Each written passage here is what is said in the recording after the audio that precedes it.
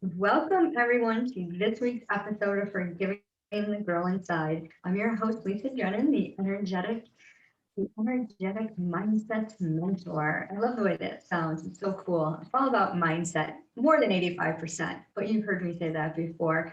So welcome. If this is your first time here, be sure to hit the subscribe button, tap the bell to be notified. Each week we have a new guest coming on sharing their healing journey. And if you know anyone who needs to hear any of these stories, be sure to share the video with them, tag them, whatever you need to do. Today we have a very special guest. Yes, both of our names are Lisa. It's the Lisa show today. So welcome Lisa Lattimer. She is going to share her healing journey from low self-awareness to intuitive decision making. So thank you so much, Lisa, for being here. I'm so excited to have you share your healing journey. And I love how we have a lot of things similar, including the hair, the Yeah. need for glasses. We're both in New York too, right? Yes, that's right. I forgot you're in New York as well. Yes. Yeah. So you're covering the downstate. I got the upstate covered. Yes. And it's not often, What right, we're when you meet doing. someone online that you're actually in the same country, let alone the same state. Exactly. Yeah. So tell us about yourself. You have kids. You're in the city. You're in the one of the boroughs. No, we were in Sunnyside, Queens for about 8 years. My husband is from there. We moved back to where I'm from, Long Island, New York. And Nice. yeah, and I'm a homeschooling mom of two. My kiddos are 7 and 8 years old. And yeah, like not remote learning, but complete rebel homeschooling on our own terms. I So love it. yeah, it's interesting because when I first took that journey on, I didn't know what to expect, but the freedom, the flexibility, I have the one-on-one coaching business, I have personal growth, like lifestyle podcast. So I have quite a few things that I do, all from our dining room table, but it all works. We're able to get things done with this kind of natural flow and ease. Kids, their energy ebbs and flows throughout the day. My energy ebbs and flows. So we kind of run on, any clients that I have scheduled and any interviews that I have scheduled. That's really what sets the course of our day. So it's been quite a liberating experience, I have to say. Yeah, and don't you just love the flexibility? Especially you get to be with your kids all day, and then, while you're doing your biz, they could be doing their homework, studying, whatever that is that they need to do. Yeah, So that's awesome. It's an awesome setup. it is. So how did you get started in the biz? Well, I worked a little bit backwards. I wrote my book first. I was an ultrasound technician. I Okay. specialized in adult echo. And when we had our children, we took care of business back to back. So I was home with two very small children. My husband's job kicked into overdrive, and it was mandatory overtime. Couldn't turn it down.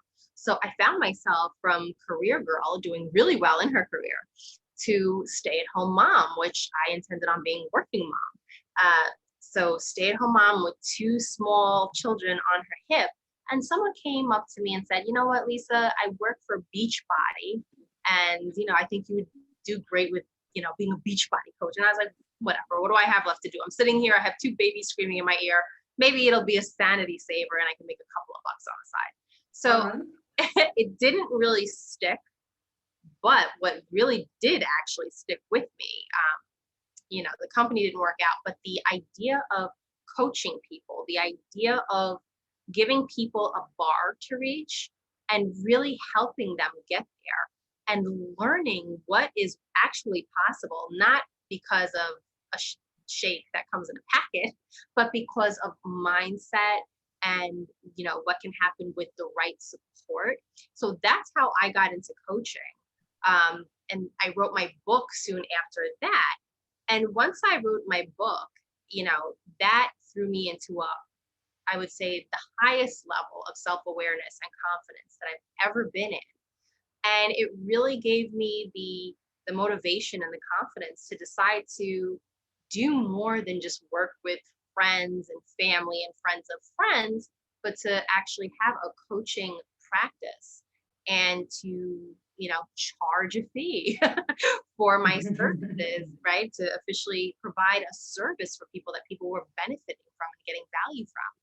And from there, it's just, then having the podcast and doing other people's podcasts, just getting the word out and helping kind of lend my voice to people who haven't quite found theirs yet, because, different situations. The one that I came from was dealing with toxic relationships and narcissist abuse backgrounds. So I find it really amazing to be able to lend people my power, my strength, and my confidence in them, right, while they're at a place where they're starting to work on it for themselves. That's beautiful. I was in Beachbody for a long time. I almost became a Beachbody coach, and I was like, yeah, I'm not going to do that. People quit too easily. They don't like to stay in the routine, or they'll have a success and then they won't keep the maintenance up. And I'm like, no, you need to do A, B, and C, and that's it. So just do it. Yes. So, that's the beauty of your own business, right? Is you could attract the clients that you want, the clients that are really, ready to get it. yes. In the last 2 days, I've heard that saying, the student comes, or the teacher comes when the student is ready. Mm-hmm. That really resonates with me. I know so many people want coaching, but they're not ready, and they need to take that step. Yeah. So what was your life like before your transformation? I know your one word description is evolution. Yeah. So before you had this low self awareness, self-esteem, Mm-hmm. you said narcissistic relationships. I can totally relate to that. Can you expand some more on that? Yeah, absolutely. So I grew up in a family where I was the only grandchild. I was doted on. I had tons of affection and love and affirmation. So I didn't really fit, what we always hear of the description of the girl that would get into abusive relationships. But I found my way to them nonetheless. And so, yeah, I was operating from a place where, with my high school relationship that lasted 11 years, I became almost like a caricature of who the people that were mistreating me and manipulating me told me that I was. And of course, when someone is abusing you, they never tell you that you are anything other than what they want you to be, to keep you feeling dependent on them and to keep you feeling like you can't do any better than them. So that kind of became my identity for a really long time, until I got to a point where I was able to start, and this was probably the earliest signs of coach in me, right? And fascination with mindset. So I started to realize these patterns that I had been seeing for so long with them, whether it was cheating, whether it was, harsh language, or just flat out abuse. I started understanding more about their backstory and how what they were doing to me was just, at the time, they seemed like they were the one that had the power and the control. And I was able to get to a place where the perception changed. And I started having a degree of pity on them and saying, no. This is not how power and control and empowered people behave and speak. This actually comes from a completely low vibrational scarcity mindset. This has to do with them. This is not a reflection on me. And once I was able to understand that, right, and kind of flip that script, my whole world started to change, and just opportunities started finally opening up once I developed my self-awareness and stepped away from the kind of the stories or the script that they were writing for me and started writing my own story. Wow, that's beautiful. The control is horrific, and it's amazing because I don't know if you realized, but for me, when I was in that relationship, I started at 15 and finally got away from it at 18. But it almost like defined my whole adulthood. From my 20s to my 40s, didn't know what feelings were, didn't know who I was as a person. I was just really anxious and angry, and had tons of panic attacks. And I always wanted to lock myself in the bathroom when things got overwhelming. And it's just like, leave me alone. Let me go cry, and just the same cycle over and over again. So it's so wonderful to be on the other side, and know that there's hope away from that cycle. Yeah. What did you, if you could think of one major pivot, like of a healing part, like did you go for your traditional counseling, or was it something outside of the box that helped you be strong enough not to go back? I know a lot of people will get into one narcissistic relationship, gaslighting, control, whatever, and then end up in two or three just like it. So what helped you Mhm. break that pattern completely? Well, I had ended up in one that was much more short term than that 11-year one. I joke, I say, my gosh, people have shorter jail sentences than an 11-year voluntary relationship with no children attaching you to this person, just this trauma bond attaching you to this person. So I got into a relationship that was even more abusive for about a year and a half after that. And then I was done. So for me, I had hit an emotional exhaustion and emotional rock bottom where, and everyone I feel like has their own kind of set point where whatever it is that they're accustomed to, because, your brain, it craves the familiar, even when the familiar is a horrible, crappy, dumpy situation. Your brain craves it. And so it just got to the point where I decided that the unknown has got to be better than dealing with another minute of this comfort zone that I was in of abuse. And, I was putting my faith and putting the steering wheel of my life into other people's hands, into the hands of people that had absolutely no good intentions towards me. I had to stop not trusting myself. So I got to a point where I said, you know what? Are you going to continue trusting people who have already mishandled you? Or are you going to finally trust yourself and take a chance on betting on yourself? And so one day I just, it happened just like that. I started betting on myself. And actually, I was in beauty school at the time. Their policy was that if you're absent 14 consecutive days, you get dropped from the program. You still are obligated to pay, the cost of the program. I was on my 13th day. Okay. And at that point in my life, I was already used to, I don't want to say the word because I don't know if you allow profanity, but I was already quite used to throwing things, chucking things in the effort bucket, so to speak. And so I was about to say, okay, I'll add beauty school dropout to my list. And at the time, like right after that, people were like, oh, you went to beauty school? Like, whoop-de-doo. But that was such a pivotal win for me because that was the first thing that I had really completed in a long time. That was the first time I fully followed through and showed up for myself. And in the midst of complete emotional turmoil. So that beauty school license is actually so important. And believe it or not, to this day, I still renew my cosmetology license.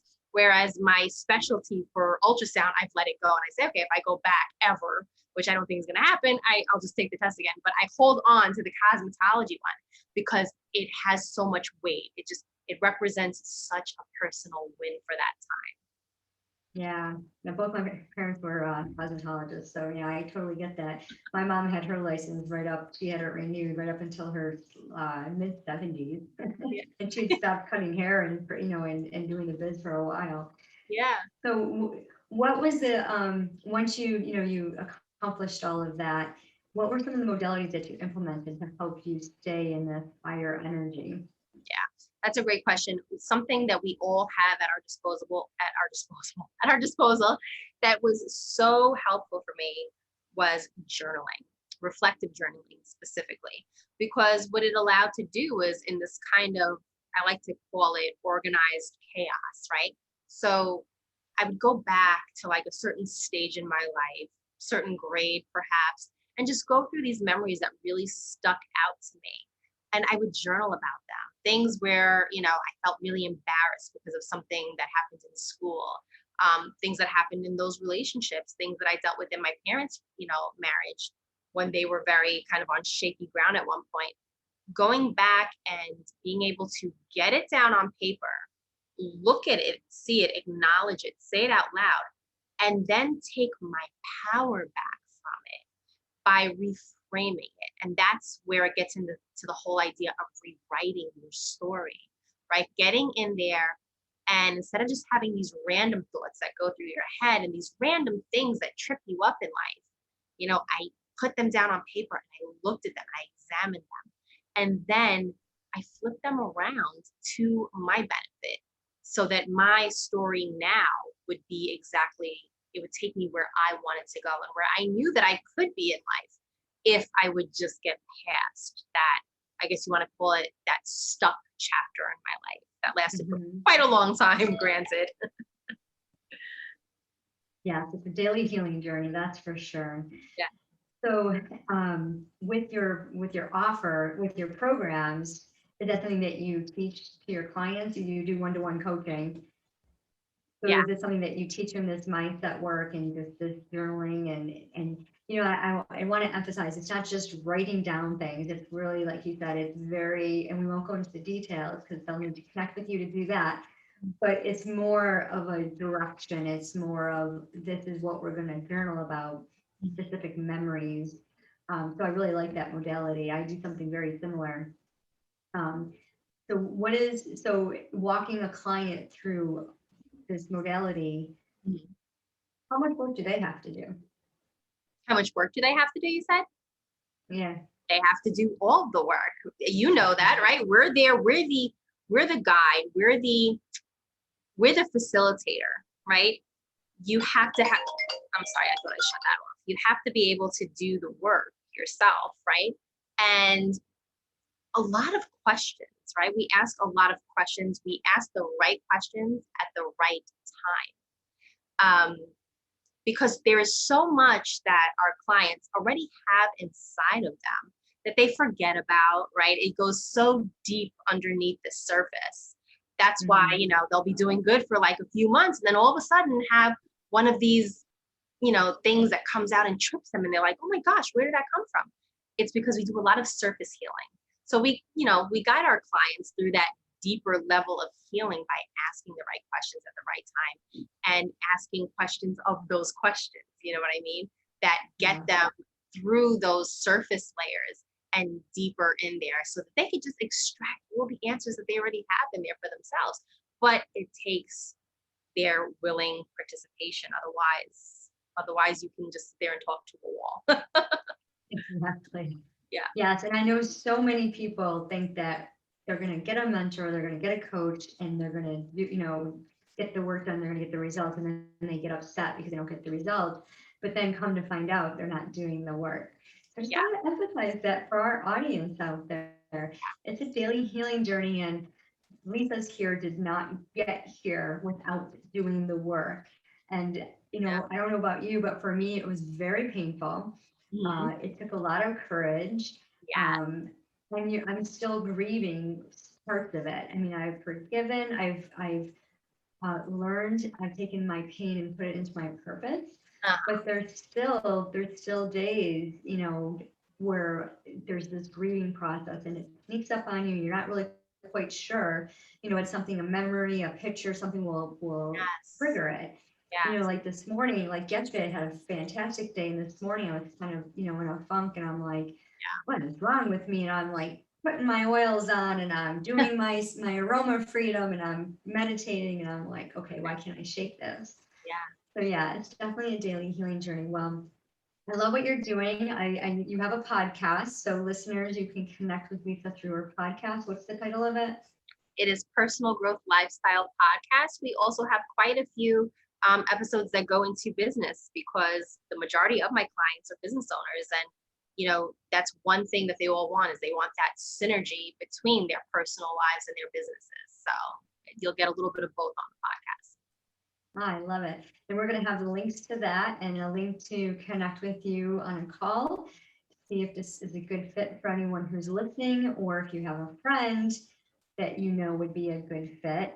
I love referrals. So one of the reasons why we do this is to get the word out and to share. So when you're watching this, be sure you share the video on your platforms to get the word out, to let people know, because you don't know, you don't want to not make, you don't want somebody not to have an opportunity because you didn't take 2 seconds to share. So be sure you do that. And thank you so much, Lisa, for sharing your journey with us. I look forward to, I've caught a couple of the episodes of the podcast.